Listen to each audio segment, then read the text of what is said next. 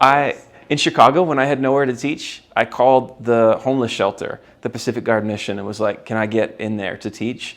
Because they basically they provide breakfast, lunch, dinner, and a place to stay. But in order to get any one of those, you have to sit through a message. So they have 4 teaching spots to fill each and every day. Whoa. So they'll take anyone.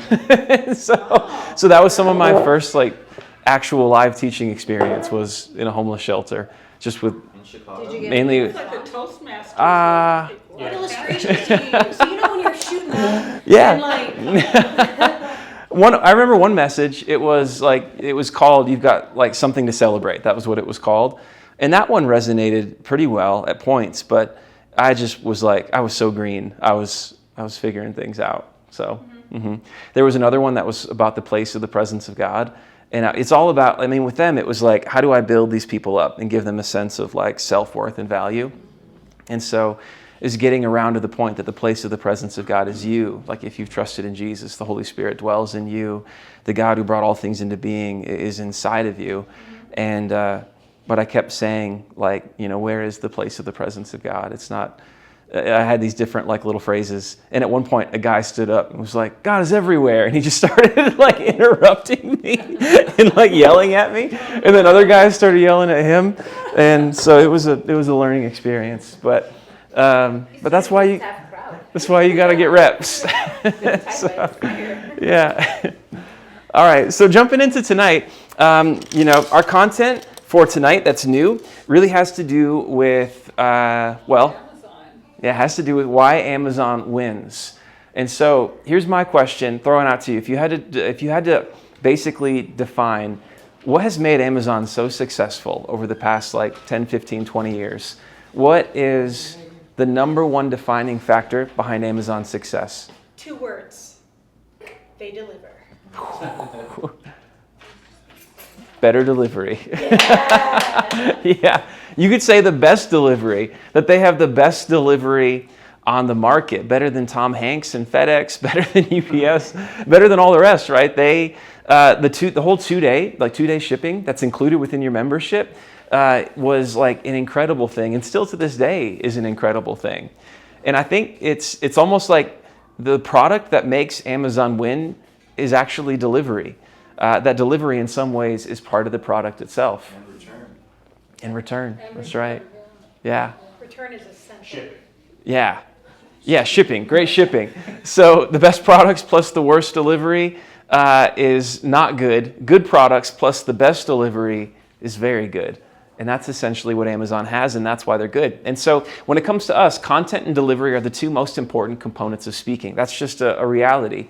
And what we've talked about so far with session 1, and then even with the first chunk of tonight, has everything to do with content. And content's huge. If we don't have something that's worth delivering, then it really doesn't matter how polished or how perfect our delivery is, because at the end of the day, we're not really saying anything. But if we... Yes. Is that an example of an illustration, right? Amazon's delivery. It's an illustration, yeah. It's great, man. I'm because you never think about that. Anyway, sorry. No, you're good. I'm kind of deconstructing your delivery. Yeah. My big idea is that delivery is one of the 2 most important components in speaking. My illustration is Amazon, and my application is I want you to pay attention to what we're about to do. That's the breakdown there. And so content and delivery, 2 most important components of speaking. We've talked about content and how to develop and sharpen those skills. The question is, how do we do the same for delivery? And when it comes to delivery, one of the most helpful frameworks around this is actually Aristotle's Rhetorical triangle. If you remember Steve, the gentleman from Chicago, who was one of the preachers we looked at last month, this was a big emphasis for him. But Aristotle's Rhetorical triangle. And if you go back to Aristotle's work, what he was attempting to do with this, it was just a section of one of the books that he wrote. He was trying to explain persuasion, trying to break down the components, trying to deconstruct what makes something persuasive versus not persuasive. Because if you could break down those elements and understand them, then you could put together a way of speaking and even a content of speaking that would be far more effective, right? And so he broke it down to these 3 components, right? Sort of the 3 points on the triangle. Rhetoric really just being like the art of speaking, right? So pathos, ethos, and logos. Those are the three. Those are the three components. So pathos has to do with passion or emotion.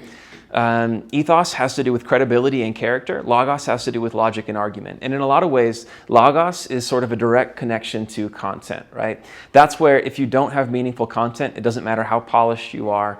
People are going to have the ability at a certain point to see through that. It's going to fall short in its persuasive ability. But pathos and ethos are two that are intricately tied up specifically with delivery. There's components to them that have to do with content, but also you can't overlook the side of delivery that has to do with them. So pathos, ethos, logos. That's what the three are. Does that make sense? Mm-hmm. Yeah. Okay. So what I want to do is actually just watch a few clips, not even necessarily from speakers. They're presentations, though, is what you could say, even if they're sort of in informal settings, but clips from movies that I think illustrate these particularly well. And I think on the one hand, it'll make it really clear what each of these is. But then on the other hand, it will give us a chance to kind of break down and discuss and debrief what makes this person really effective in this category. And maybe is there something they're doing that's not effective? But these are kind of like gold star performances. So for pathos, passion, emotion, right? The ability to evoke emotion, the ability to convey emotion. The first sample I have for this is actually a claim from Aaron Brockovich, which is a famous movie. Everyone familiar with that movie? Okay, all right. Now, quick disclaimer, these are films that not all the language within them is what you would expect on a Sunday morning or even within a church environment. That gets most extreme in the last one, but there's a little bit of it in this. But I want you to watch this, and then the question is, how did she use pathos? That's what I want to discuss after this. Counselors? Counselors?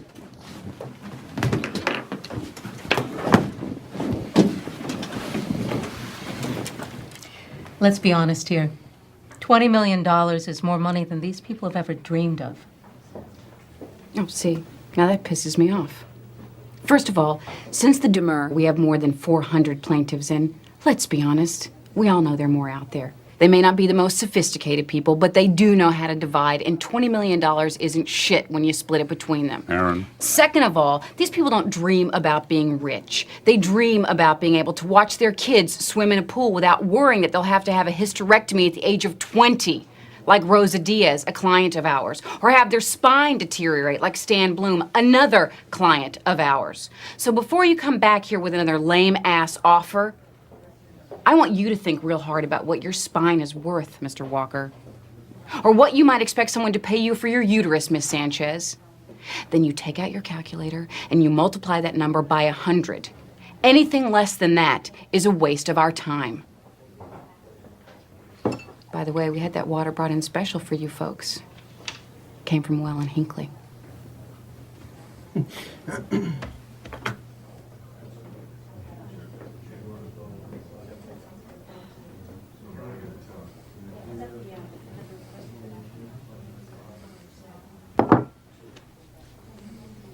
I think this meeting's over. Damn right it is.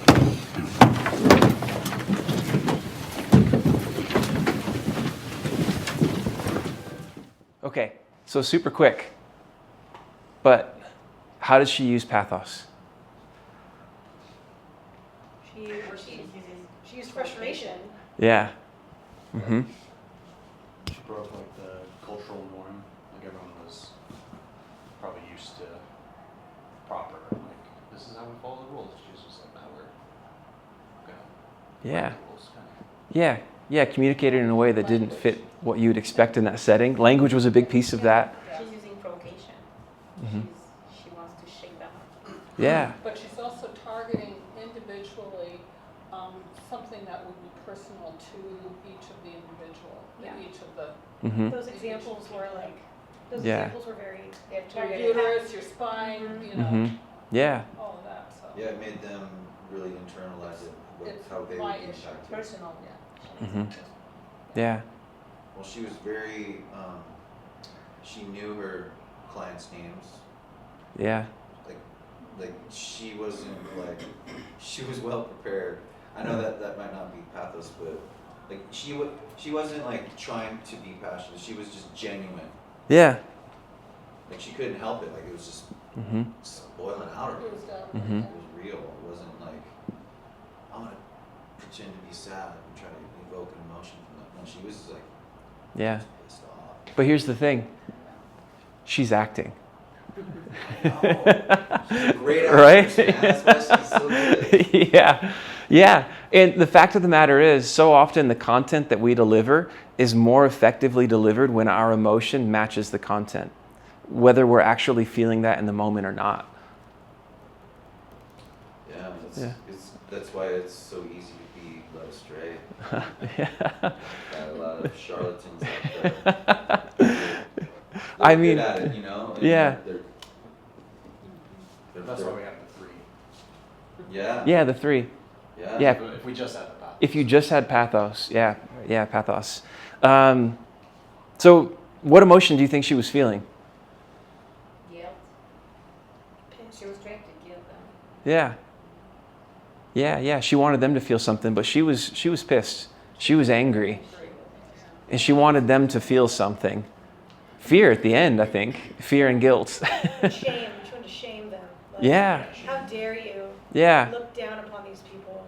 Which is not what we're trying to do. But if you think about it, in that meeting, what was her goal? More money. To get More money. Yeah. And I think she was pretty effective, pretty persuasive. Mm-hmm. I like that. I liked her application piece. Ask yourself what your spine is worth. Ask yourself what your uterus is worth. And then multiply that by 100. Anything less than that. Yeah. No. and then- I mean, that was a clear application. Very clear. and the illustrations were, Now you yeah. drink the water now.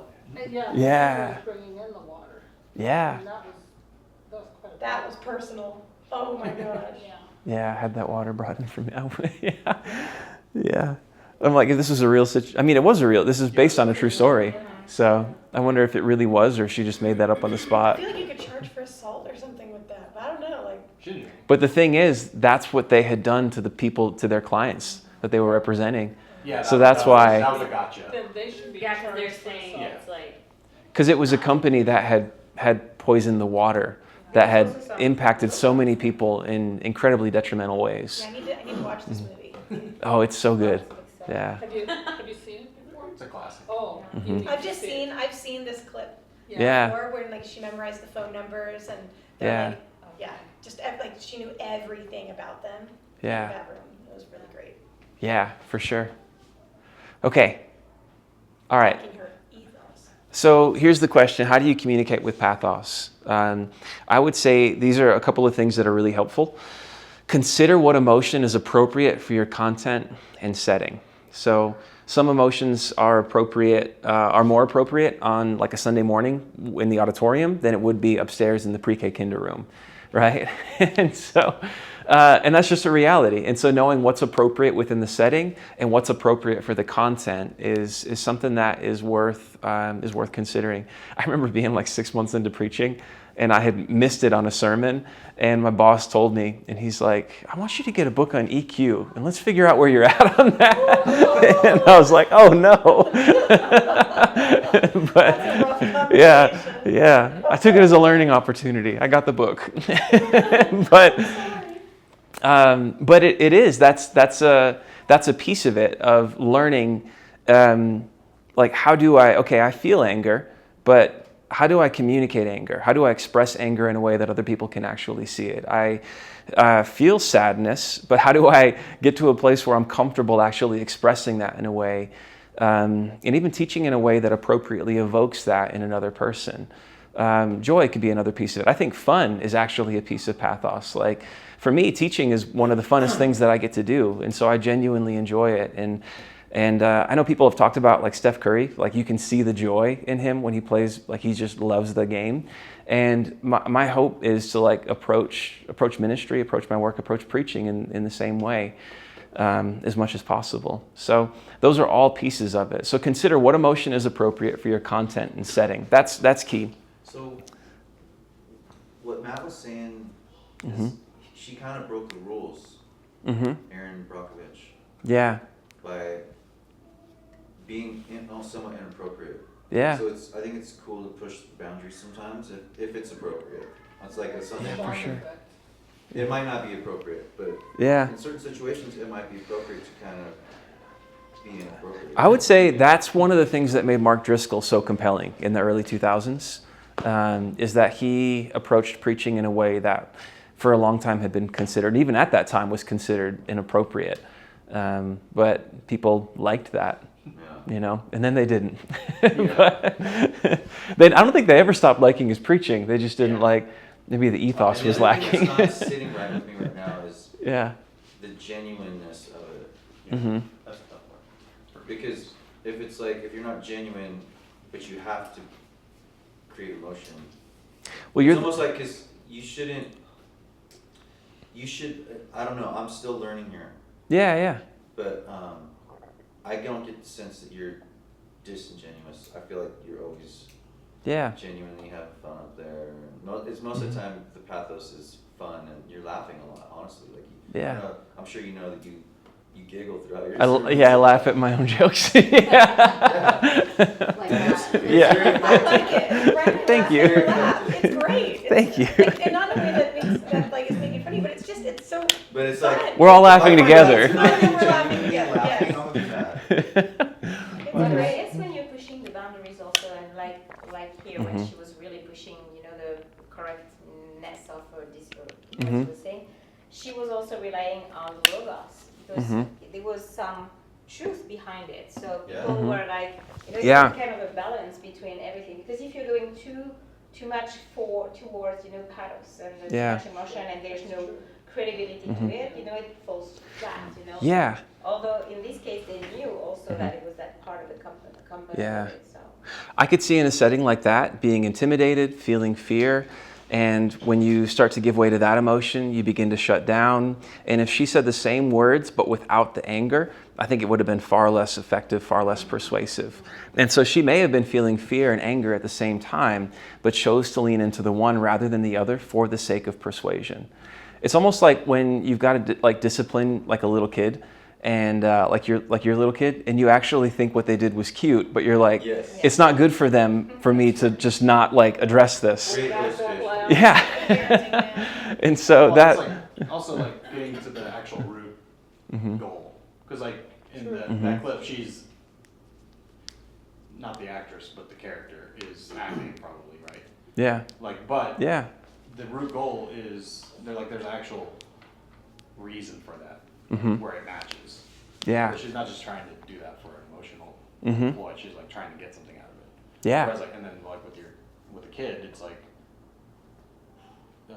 there's a root cause behind that, even if it doesn't match the situation. Yeah. You're doing it for a reason. Yeah. So it makes it more genuine in that sense. Yeah. It helps you achieve a goal that you genuinely want to achieve. But Yeah. even though in the moment the way Yeah. you're doing it maybe is But not you're not mad the at all. most. You might actually be Yeah. Fighting back. Yeah. Yeah. Yeah. Well, honestly, I was even thinking where that matches up with kid and these lawyers is the bottom line is you need to learn X and I need you to feel X.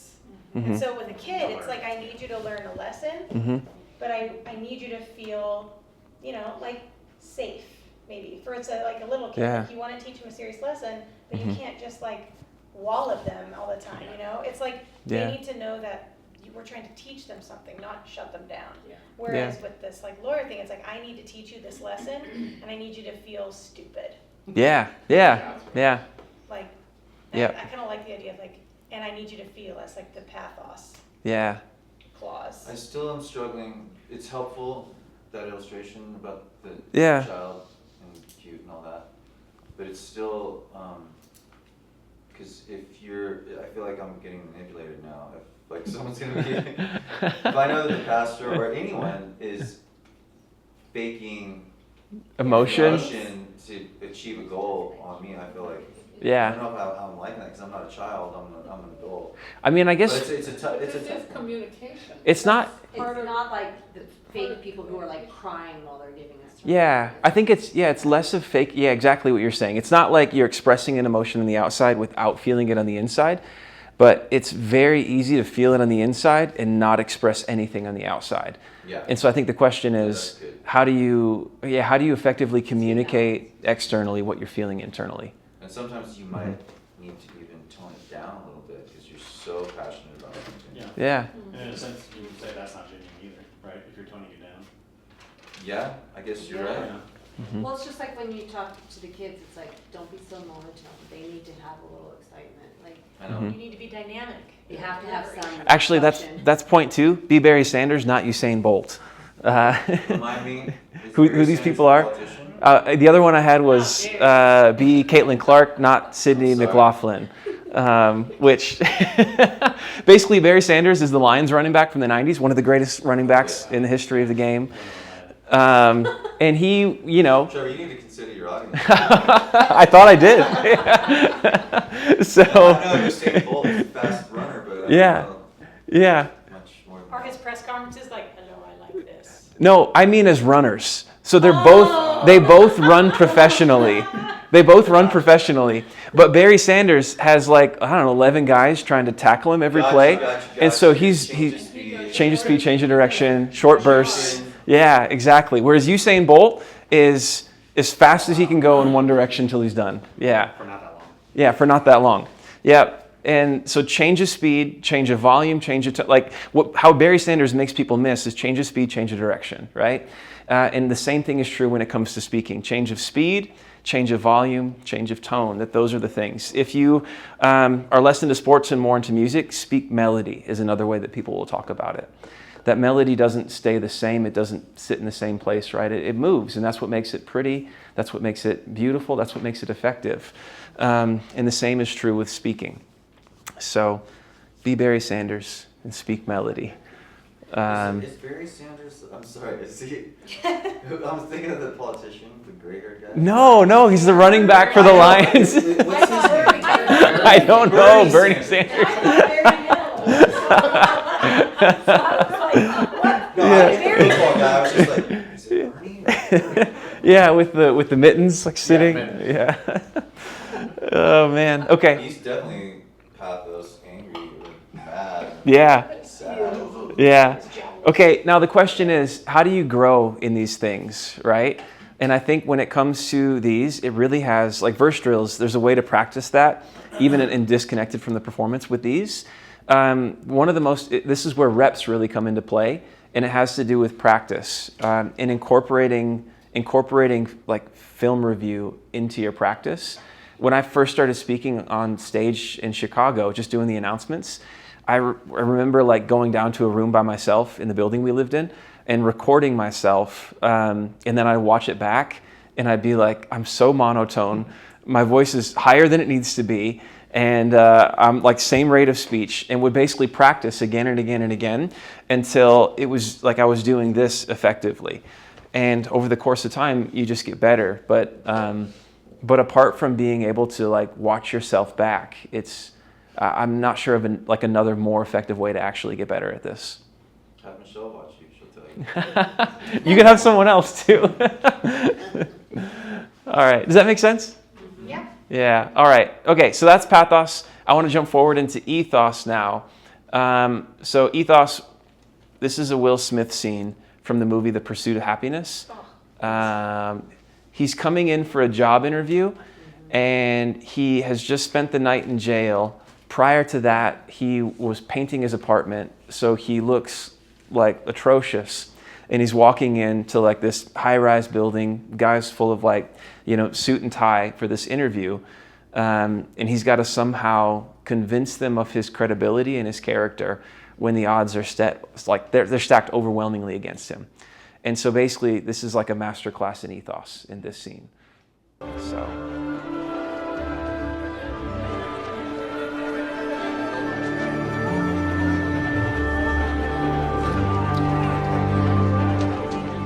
Chris Gardner. Chris Gardner. How are you? Good morning. Chris Gardner. Chris Gardner. Good to see you again. Chris Gardner, pleasure. I've been sitting out there for the last half hour trying to come up with a story that would explain my being here dressed like this. And I wanted to come up with a story that would demonstrate qualities that I'm sure you all admire here, like earnestness or diligence or team playing to something. And I couldn't think of anything. So the truth is, I was arrested for failure to pay parking tickets. Parking tickets? And I ran all the way here from the Polk station, the police station.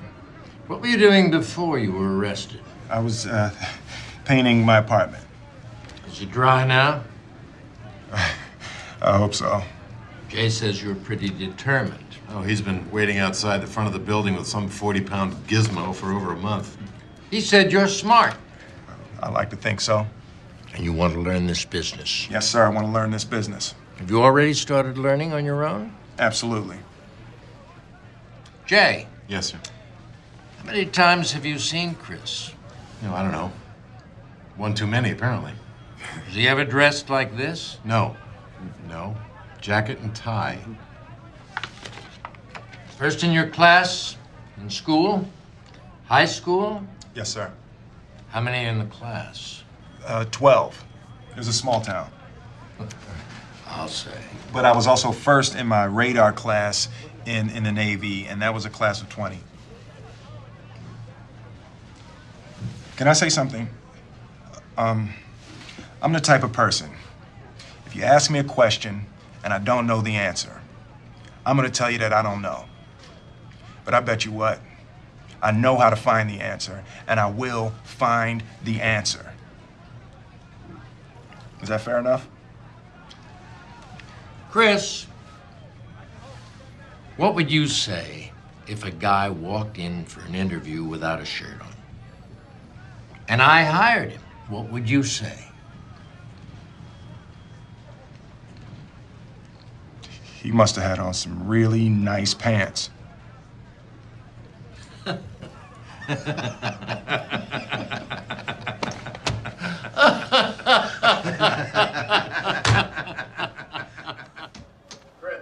All right. Okay, what did he do that was effective in terms of ethos? Shook his hand, eye contact. Yeah. Yeah. If I'm walking into a room in those circumstances, it would be the easiest thing to like have your head down, to like, not want to look anyone in the eye, to just go over to your seat. But he intentionally, walks in head high, eye contact, shakes every hand, tells every guy his name again and again and again, and then comes back to his seat. Like he demonstrates both warmth and confidence. Yeah. Yeah. But not like an arrogance, just, yeah. This is my character. Mm-hmm. He immediately acknowledges the elephant in the room. Like he doesn't Mm-hmm. try to And he showed also different. he's not gonna hide it, so he's just like, Yeah. let's just go for it. Yeah. Yeah. Yeah. He tried to show different facets of his character. Mhm. So his sense of humor, his sense Mhm. of responsibility, his honesty, truth, Mm-hmm. and all the in a few minutes, all what could make him hireable and lovable by a boss. Yeah. So he's been honest with real arguments. Yeah. Absolutely. Honest. Yeah. The honesty and the humor. It's one of the facets. Yeah. His personality. Yeah. Yeah. Like the joke at the end about the pants. Like that's what wins him the job. Yeah. Is And it also makes it showed also that he was witty. You say. Yeah. It's, I feel like humor and intelligence are smart. connected. Yeah, exactly. Yeah. Yep. Yeah. He could think on his feet. Mm-hmm. Yeah. Smart and fast thinker. And, just all what was needed for that position, actually. Yeah. So, Yeah. Also that, like when they asked him questions, I guess for that last question, Mhm. even though he came back with a joke, but he didn't just like blurt the first thing out. He like thought about it for a little bit, which I think shows like Mm-hmm. he actually being sincere, like considering things, Yeah. which I think lends credibility. Yeah. Yep. This isn't actually it's not part of his presentation, but it is a part of ethos, is track record. If you notice, track record played an important role within this. If he hadn't had the prior experiences that the guy had with him, if those hadn't been a part of it, him just walking in there wouldn't have worked. Because one of the first questions the guy asks is like, how many times have you seen him? 2 times, like 40 times. You ever see him dressed like this? Not once. Always a suit and tie. And so it was like the prior track record that kind of demonstrated what his actual character was, his credibility, his integrity, that helped overcome that moment. So yeah, I feel like if I had to break it down, I think like the honesty, the confidence, the warmth, the humor, and the track record, all of those were like key components to him overcoming overwhelming odds to get that job. Yeah. So here's the question. How do we communicate with ethos? And I think the first thing is recognize that it starts and ends actually off the stage or wherever the speaking moment happens to be located. Ethos is part of persuasion. And there's a piece of how we do that, it comes through with the way that we actually communicate in the teaching moment. But ethos actually starts prior to that and extends beyond that. I think it's common to hear stories of, speakers or, compelling business leaders or preachers who are incredibly compelling when they're on the stage, and when they're off the stage, they treat people horribly, right? Or at least they're cold. They're not anyone that anyone really wants to spend time with. And so that ethos really tanks a lot of the confidence that people have in them as speakers and leaders, because character begins and starts off the stage, begins and ends off the stage. So that's part of it. The second part is, I think, practice with the goal of confidence. Like when it comes to practicing for the actual teaching moment, there's the crafting of the content. That's one piece of it. The other piece of it is practicing the actual delivery itself. And there's different ways to do that. Sometimes the way that we can practice is like, okay, I've got a manuscript. I need to memorize every single word of the manuscript. And it ends up being like train tracks. And the second you miss a word, you're off the tracks, and all of a sudden you're lost, and the train's not going anywhere. It's an awful feeling. And so knowing the goal that you're going for when it comes to practicing your delivery is huge, and confidence is the goal. Practice with the goal of confidence, of being able to walk in a room like that, even when you're dressed in the way that he's dressed, walking into that setting. The goal is confidence. And so that's number 2. And then number 3 is, record yourself, analyze your body language and posture, consider eye contact, lower your tone. A lower tone of voice actually, it conveys a greater sense of confidence rather than a higher tone. And a lot of times I hang out higher just normally.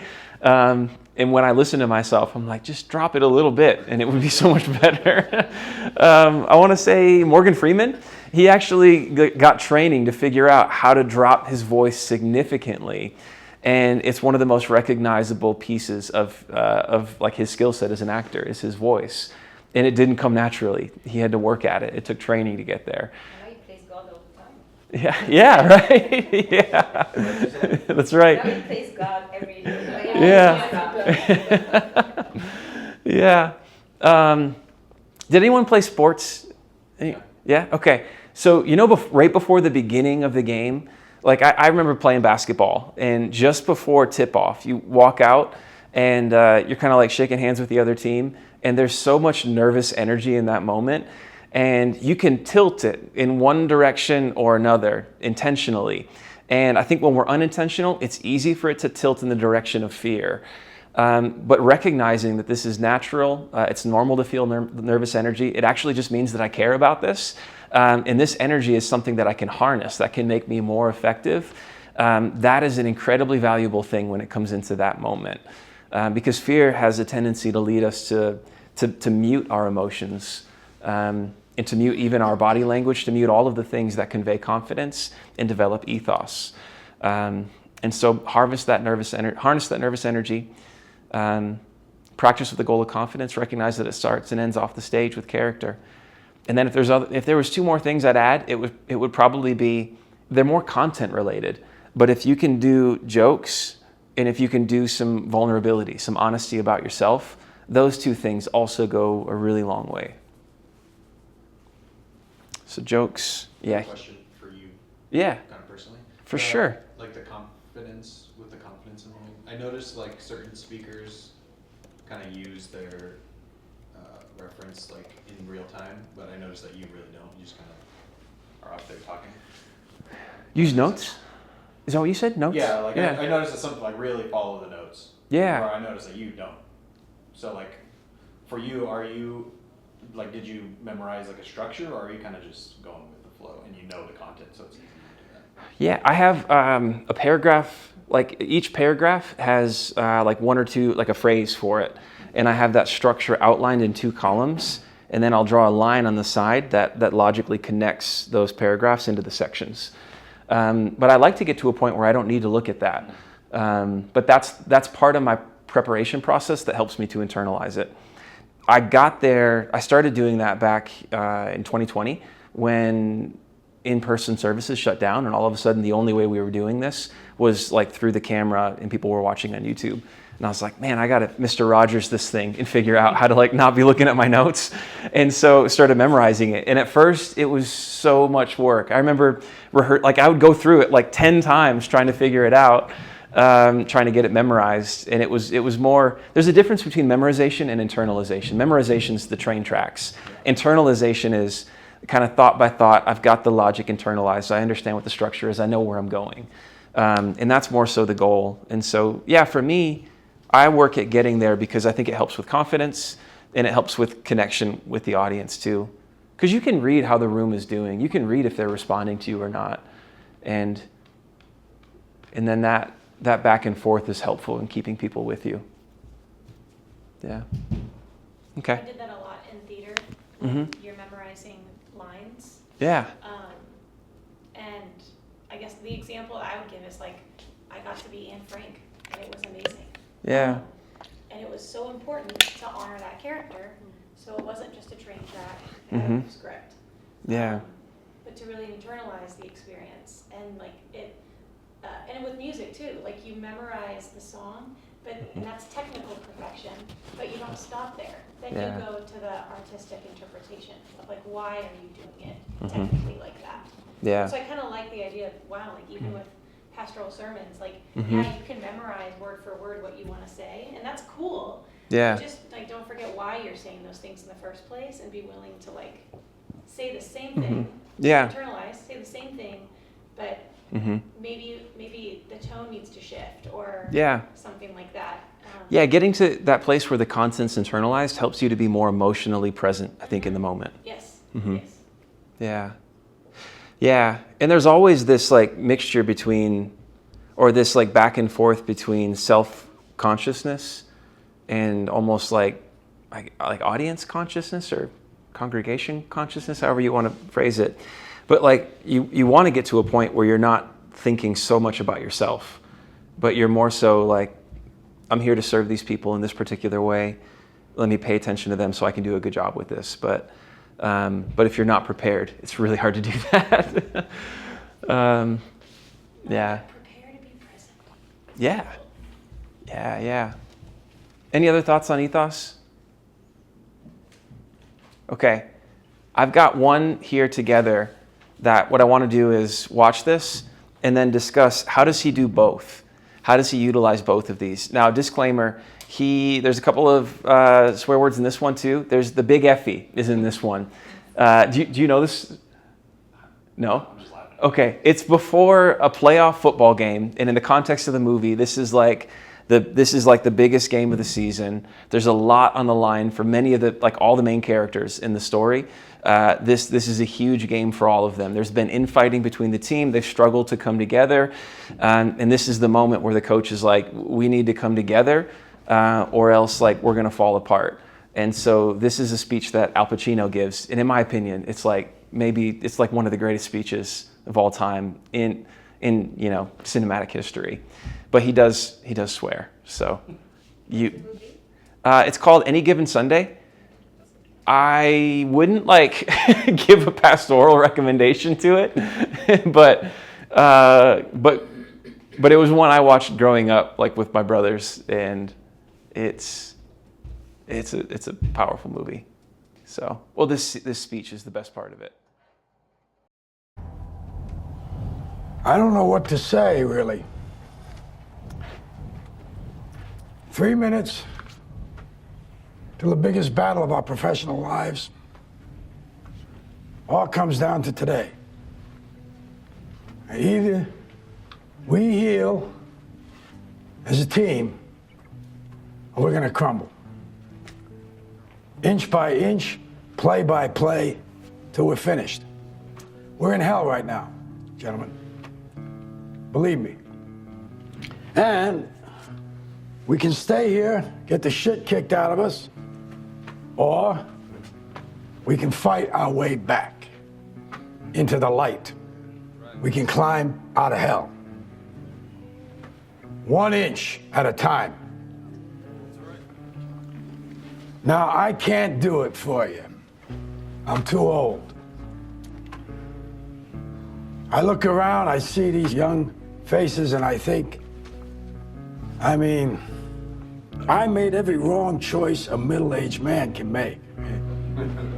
I pissed away all my money, believe it or not. I chased off anyone who's ever loved me. And lately, I can't even stand the face I see in the mirror. You know, when you get old in life, things get taken from you. I mean, that's part of life. But you only learn that when you start losing stuff. You find out life's this game of inches. So is football. Because in either game, life or football, the margin for error is so small. I mean, 1/2 a step too late or too early, and you don't quite make it. 1/2 second too slow, too fast, you don't quite catch it. The inches we need are everywhere around us. Hell yeah. They're in every break of the game, every minute, every second. On this team, we fight for that inch. On this team, we tear ourselves and everyone else around us to pieces for that inch. We claw with our fingernails for that inch. Because we know when we add up all those inches, that's gonna make the fucking difference between winning and losing.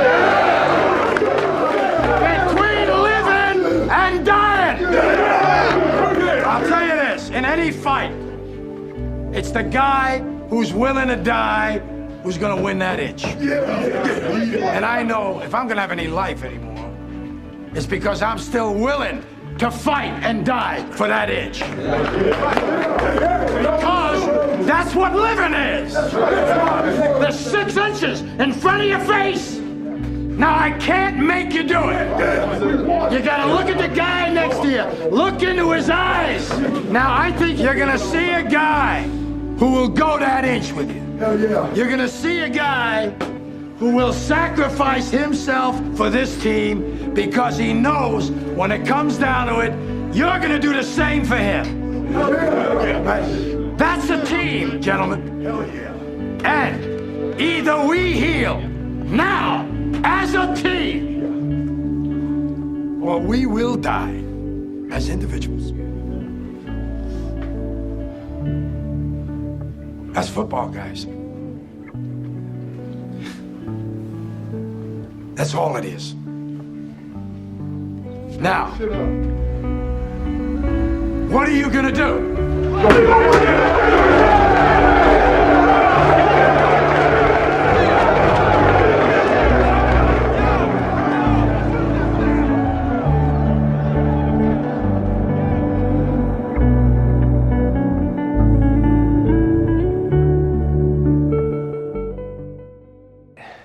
In the fall of 2016, Chicago Cubs were in the World Series. They were down 0-3, right? Backs against the wall.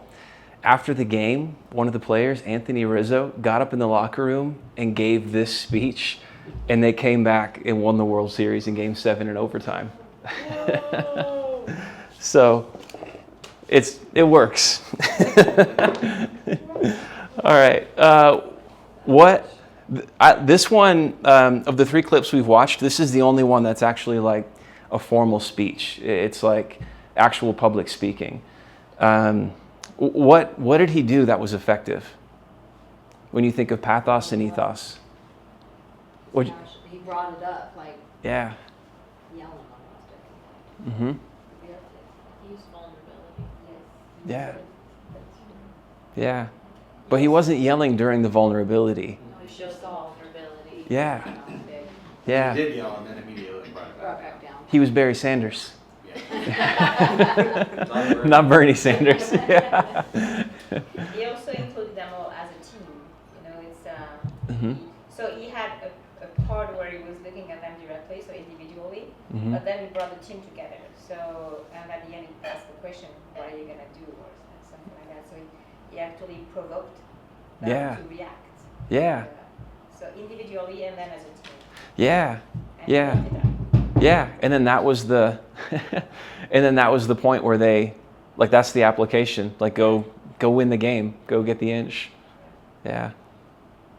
Yeah. I think just the repeated phrase, fighting for that inch, Mm-hmm. and his, several different illustrations that he used for it, and just exhibiting the confidence that you were talking about before. And I think it was a smart way for him to make them think that it was doable.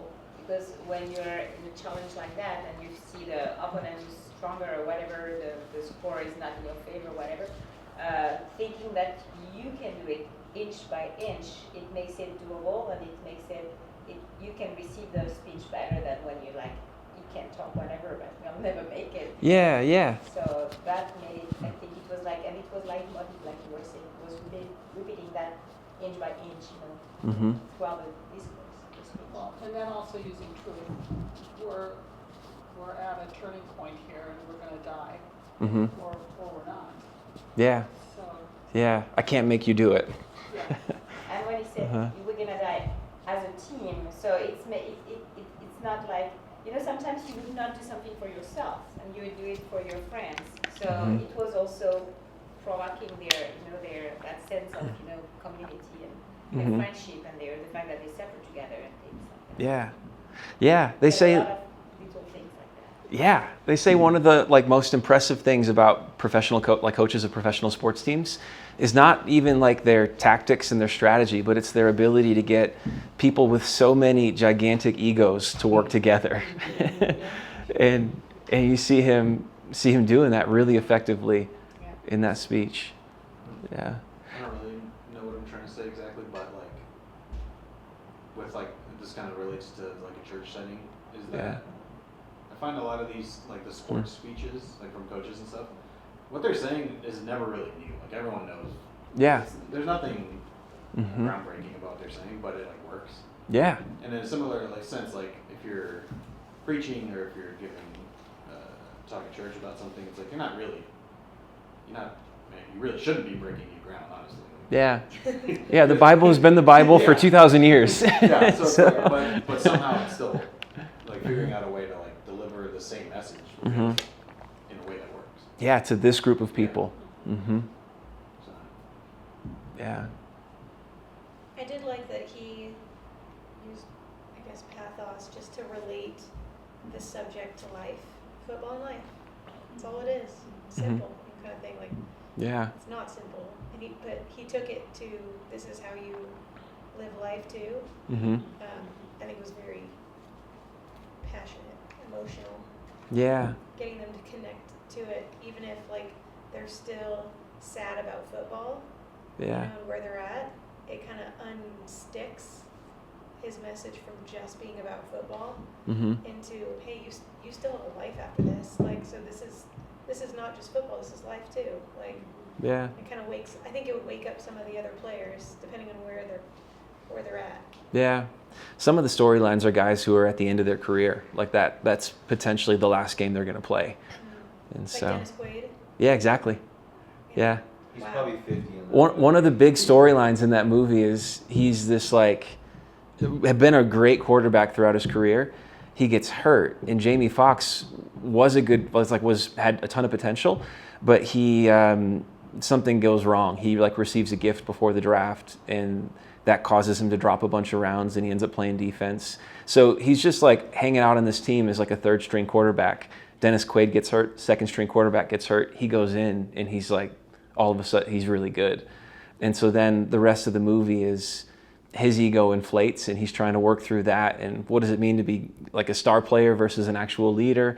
Dennis Quaid is like trying not to lose his team, lose his spot at the end of a career that's like been great, but is coming to an end. There's another guy in defense who's been like a really good player and his career is coming to an end. So it's, there's a lot of really emotional storylines through it all. And that speech really kind of speaks to all of them. Yeah. But if you choose to watch it, just the disclaimer is it is not appropriate from start to finish. But it's got a lot of really, it's got a really good story, good characters. All right, so after seeing that, does that make sense? If we go back to the top, pathos, ethos, logos. When it comes to delivery, it really comes down to these two things.